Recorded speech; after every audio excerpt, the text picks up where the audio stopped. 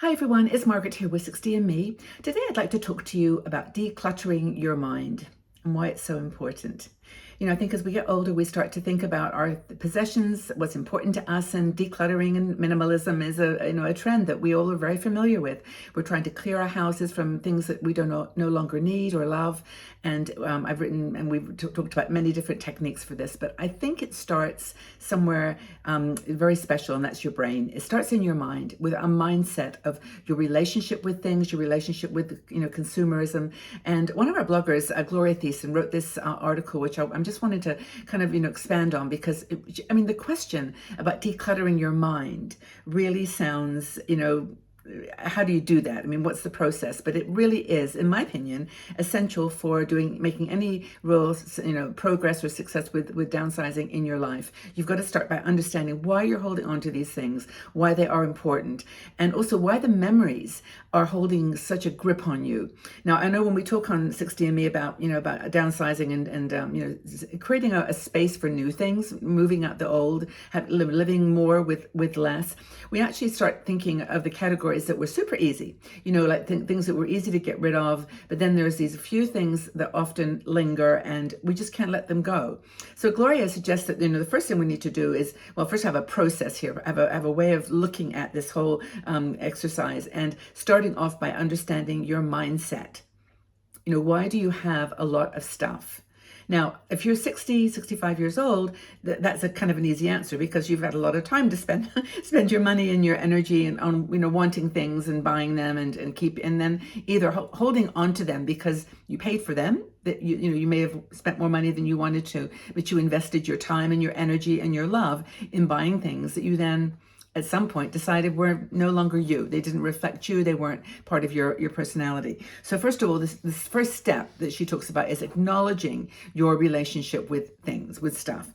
Why are we attached to them? Well, in a way, it's kind of a human natural thing. Like we just kind of want to make our lives comfortable. We want to make ourselves look and feel like on the outside, like we are on the inside. We want to have things that express our personality. But sometimes we also want to express things for our status, our position in society, our position in the world, our position, at work or with other people. And that's why maybe we buy houses, we buy, things to put in houses, we buy a lot of clothing that is more of a alignment with societal expectations rather than what we really, really love.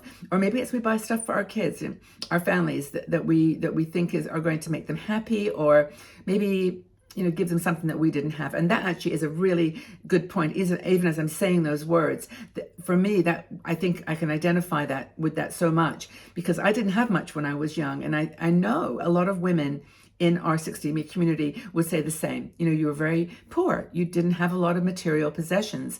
So, maybe your parents were, well, coming, in my case, out of the war, out of an economy that was not strong. So they were working minimum wages, and we didn't have very much. And now, then when we came along, and the economy started improving, and we started getting jobs that paid us money, we were enhanced. Then simultaneously we started having children. We thought to ourselves, well, we want our kids to have something that we didn't have.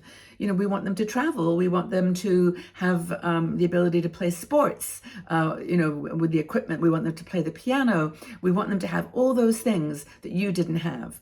And I think that that's a very, it is dangerous, because you number one, are projecting sometimes onto the children what you think they want. All they've got to say is, I really love playing the piano, and immediately you buy them a piano. I'm not saying this is true of everyone. Many people didn't have that economic freedom as you got close to your 50s and 60s, but some did. And even on a smaller scale, buying things for your children and friends, and to sort of make you feel like you could do something that you couldn't do before.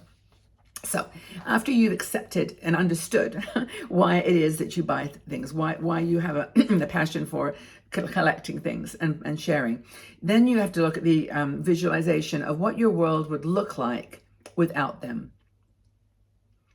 Now, some people will say, this is easy. I just put 15 bags of stuff together and sent it to Goodwill. Clothes, I don't need any more things. Some people find it super easy, but some people don't know what they want their world to look like in the future. I mean, for me, I'm 74 now, so I started this process quite a long time ago, and it was in my 50s, and it was after divorce. I moved from a big house into a smaller space, and then I visualized my life very much mobile, on the road. Packing became something that I had to think about. And even to this day, I live in a single room, and one corner of my room has got 5 suitcases in it. And I've got it kind of partitioned off with a kind of a room divider. Because for me, anything in my life that I really treasure and value, besides my family, of course, the things, would fit in those 5 suitcases. And that to me is a symbol of what my life would look like. It is looking like. I mean, I really feel like I've achieved that objective of visualizing the world that I want to move into, and what kind of things are. And so, if you're in the situation where you're now in a big house or you haven't done this exercise, look at what you want your world to look like, and what changes you're going to have to make in your life to achieve that, and then kind of what's holding you back. That's the big question. The next thing is to plan. And this is where you get the Marie Kondo books out and you start planning how you're going to do this. Now, you can do it by, of course, starting with categories, like I'm going to do my clothes first, and then I'm going to do my garage, and then I'm going to get to the harder ones like books and art and paper. Things that you've saved and collected, and the kids' art, all those things that you have to decide how you're going to, deal with them. And, put things, in appropriate piles, discard, reuse, donate, and then go and do it. But have a plan.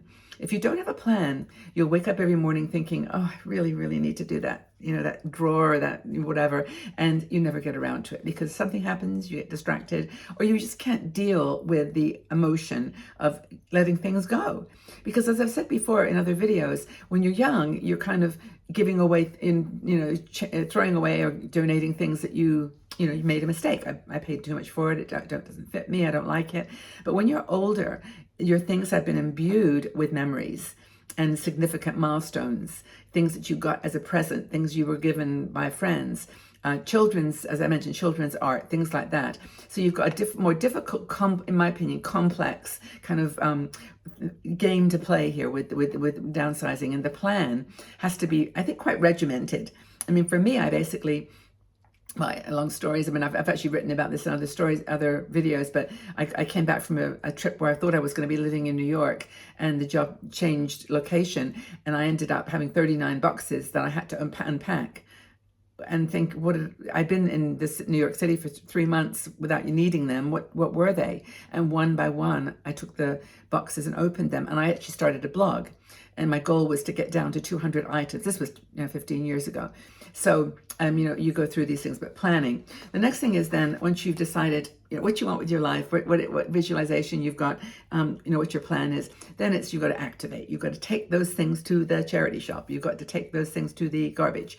You've got to give them away. You've got to call your kids and say, hey, I've got these, collection of goldfish pictures that you did when you were 2. Would you like them? No, of course not. Okay, I'm gonna let them go. I took pictures of everything, of course, and give it away. Pack it up, let it go.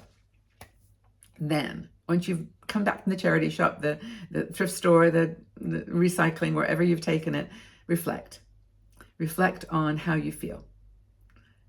Complete the circle with a hug. Give yourself a virtual hug, and give yourself some space to continue. This is just my advice, just don't go out immediately and start replacing things. I mean, actually, having said that, I've done that. I've actually thrown things away or given things away and then thought, oh, I really would have liked to have kept that. Why didn't I keep that? And then gone out and purchased something similar again. But the point is to reflect on where you've been, what you've done, how you've reached there. And then, you're free. You're free then to start building a new life, building a new surroundings. Everything is connected. The dots are connected. Things that you no longer need in your life are not there, and you have space now to welcome new things in. It doesn't have to be a thing. It can be time. It can be a new project, a new hobby, something that you really, really care about. So that's the kind of why it's important to work on that mental decluttering process before you really even get started with the physical throwing away of things.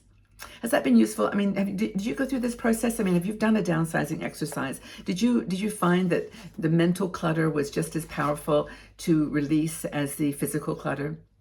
Leave your comments in the section below. Let's help each other with this. If you see someone, raising a question or making a comment that, you can help with, jump in. It's what we're here for. It's why I put this stuff on YouTube. And if you like this video, would you please do me a favor and just like it? Like, give me the little like button, the thumbs up, because it then encourages YouTube to share it. And if you haven't subscribed to this channel already, please do that. I really love to have you here. I do 4 videos every week, and they just are on all topics related to the aging experience. And I'd love to have you join us, and just subscribe and press that notification bell, because then you'll be told when a new video goes up. So thank you again for being here. Thank you so much for your support. If you feel inclined to join our Patreon supporters group, I would love to have you on that team. We are women. We meet twice a week for exclusive videos, live shows, and people are meeting each other in real life and getting out into the world together, making friends, which is always something I've wanted here at 60andMe. So thank you again for your amazing love and support, and the same back to you. Stay safe and strong. Be happy and well. Take good care.